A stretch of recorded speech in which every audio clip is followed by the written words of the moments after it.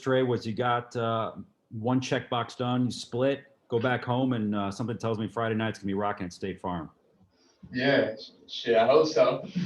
I hope so. I hope the fans are ready to rock the house on Friday. Christos. Hey Trey, what are the takeaways of those two games for your team from your perspective? And what do you need to improve on game 3 after that loss tonight? I mean, I think it was good the way we came out here and got a game. Obviously, they're a really good team on their floor. So getting one game out here was something we wanted to at least do. Came up short in this game, but I mean, I'm proud of the way we fought. Obviously, they came out there hitting some shots, and they came out ready to play. So for us, we gotta make the adjustments and proper adjustments going into game 3, and we'll be all right. Chris Kirshner. Hey Trey, what do you feel like? Let me rephrase that. What did you think of the way you guys defended as a team out there tonight? I don't think we did a good job.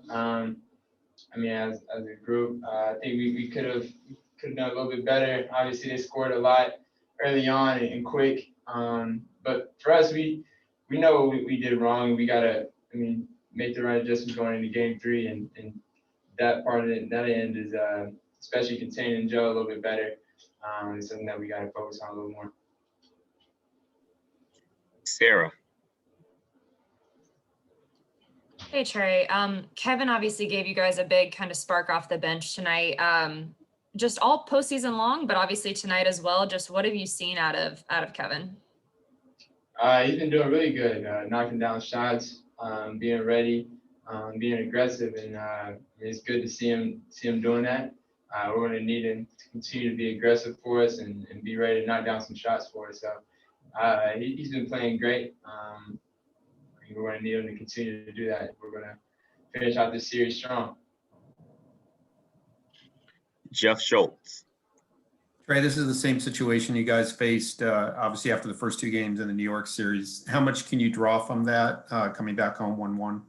Yeah, I mean, obviously, we all know it's the same kind of setup that we had last series.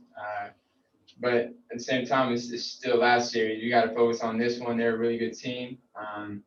We got to focus on the adjustments going into game 3, and but understand we're going back home, and we got our fans we're going to be able to play in front of, and we got to use that momentum and our home court advantage to our advantage. So it's a good thing we're going back home. And can I ask you, were they doing anything against you outside of the arc tonight defensively that bothered you, or was it just one of those nights? No, I mean, they were doing this, pretty much the same thing. They switched. Obviously, Ben was guarding me a little bit more tonight, but I had a lot of shots that I was open and they didn't fall, and wish they would have fallen for my team, but we got to get better for next game. Chris.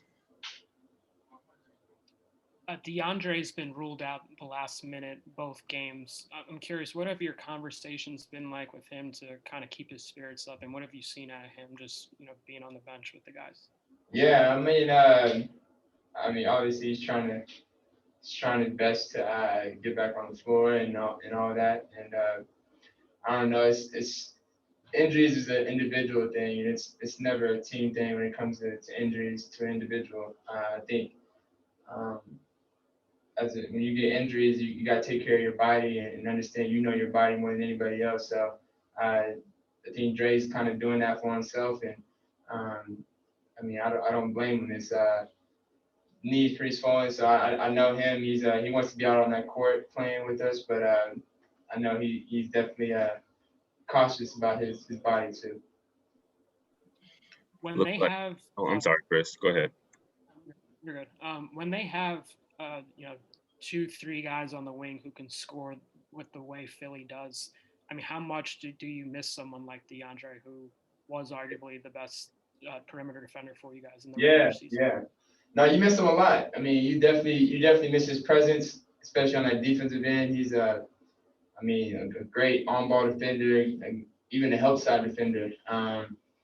He's really good at reading defenses and things like that. So he's and at the same time, he can go on the other end and score too. So we're definitely missing a big piece of our offense and our defense with Dre being out. But nobody feels sorry for us, so we still gotta find a way to win.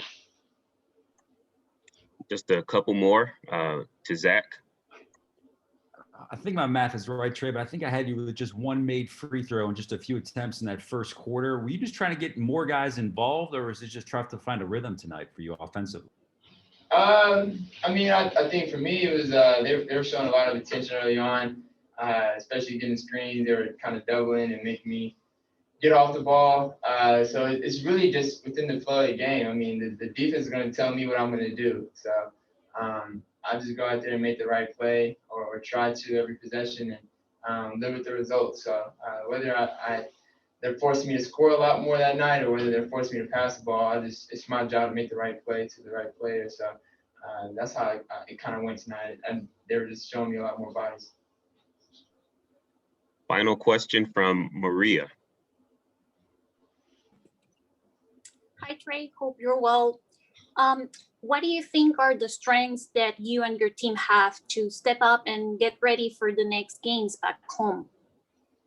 I think we got a lot of weapons and a lot of guys very focused and very, mentally ready for any challenge. And this is obviously a big challenge for us, going up against the 1 seed in the East. So